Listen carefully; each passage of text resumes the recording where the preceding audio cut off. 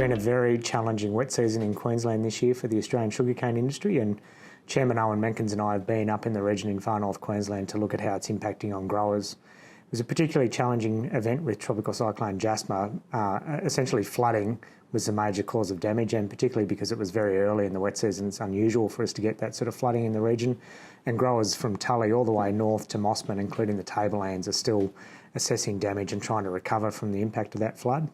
The flood was very extensive. It caused a lot of damage, particularly on farms where it was fast moving in some of the valleys we've seen. So what we saw when we were on the ground is, for some farmers, actually the crop is looking in great condition. It's really pulled away very well, and it's a testament to sugarcane about how resilient it is to some of the impacts of wet seasons. But for other areas, particularly plant cane, we've lost a lot of plant cane and we've lost a lot of soil. For some farmers, it's a really devastating impact, and they're still trying to get access to machinery and labour to try and repair soil and a lot of erosion across a lot of fields. And the plant cane losses are going to be felt for many years, as growers know. As everyone's probably well aware, we've had a pretty major flood event in the aftermath of Cyclone Jasper. I think there was in excess of 2 metres of rain, which, as you can imagine, has left the paddocks in pretty ordinary state. It's a beautiful sunny day today, but it has been raining pretty well non-stop since Jasper, which has made it almost impossible to get around and assess the damage properly. We've been trying to patch drains and roads, but as fast as we can patch them, they keep getting washed away. The cane that's not affected with the floods down, anything that's not on the river flats is, looks really, really good. Touch wood, hopefully that this weather holds out and we can actually get in there and do a fair income assessment and get on with it. I've sort of come across just about every cyclone since 1956, when Cyclone Agnes gave the coast of Queensland a hard time from basically Cooktown all the way through to Bowen. Then I suppose it was 30 years after that, Cyclone Winifred. The 70s was very bad for flooding, but I've never seen an event like Jasper, where it just hit the coast and sat there and drenched us and gave us close to 1.5 metres of rain. And I've never seen the rivers rise so fast, so dirty, so quickly. Took everything in its path. Trash, gravel, suspended the mill line. My headland is sitting in my cane paddock. All the gravel is sitting in the middle of the rows. The really important thing for growers to get support to recover from flooding or any natural disaster actually is to be engaged and look at the natural disaster declarations that are happening across the state. Cane Growers is actively involved with the state.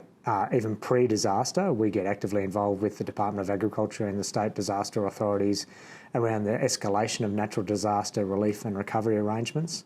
For Tropical Cyclone Jasper, we saw a very fast and rapid escalation to Category C and D assistance arrangements, and that was on the basis of the advice we were getting from our district staff and from growers on the ground. Literally, while the flooding was still happening, we were able to lobby for disaster recovery arrangements that now has opportunities for growers to get assistance, particularly for grants to assist in clean-up. And the objective of these grants is really to help farmers get their businesses back on track. It's to repair damage. And there's 2 tranches of those grants. The total amount of money available through the Queensland Rural Industry Development Authority is $75,000. $10,000 really up front is just by demonstrating you've got impact on the ground. So that's the key thing there, is to contact QRider, get an application form and demonstrate you've got damage that needs repair, and that's usually through photos, and that will give you access to $10,000 straight up to try and repair that damage. The second tranche of payment is an additional $65,000, and that'll be on the basis that a farmer has actually outlaid costs to try and repair that damage to the fields, the farms, and the waterways on the farm. So you have to actually invest the money before you get the second tranche, and it's through the same process. So those grants are really focused on clean-up.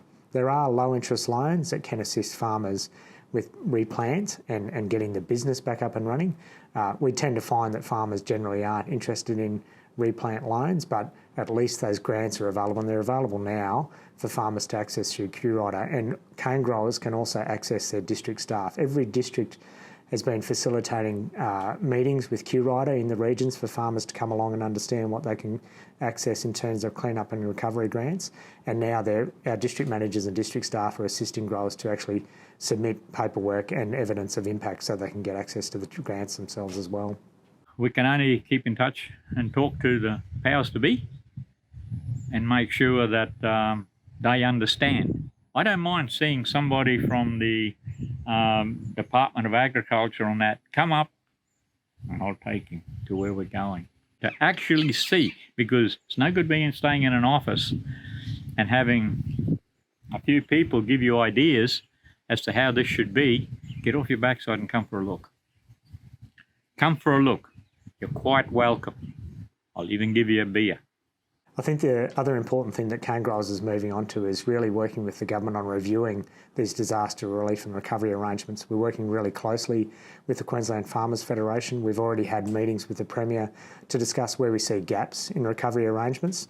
Every disaster, and we're still in the middle of a wet season, let's face it, so it's not done yet, but we're really keen to work with the state and federal governments about where things are working well, because funding available through natural disasters is actually jointly arranged between state and federal governments. We have some challenges, particularly with farmers who have off-farm income, particularly when they've got contract harvesting businesses where they may be challenged to actually demonstrate their majority of income is as a primary producer. We have challenges in replant, where we're looking for the government to consider replant as part of recovery grants. And we're also looking for the government to consider what the impacts are on riparian lands and drains and in critical waterways where sometimes there can be gaps which are left to individual farmers to try and repair whole waterways. There's some critical issues that we're taking up with the government now, and I think we're getting good connections. It won't solve the problem for this wet season, but I think in future, while we're trying to help farmers recover from the current disasters, it's important everyone knows that the industry is also working to actually do a better job on the policy arrangements for the next wet season.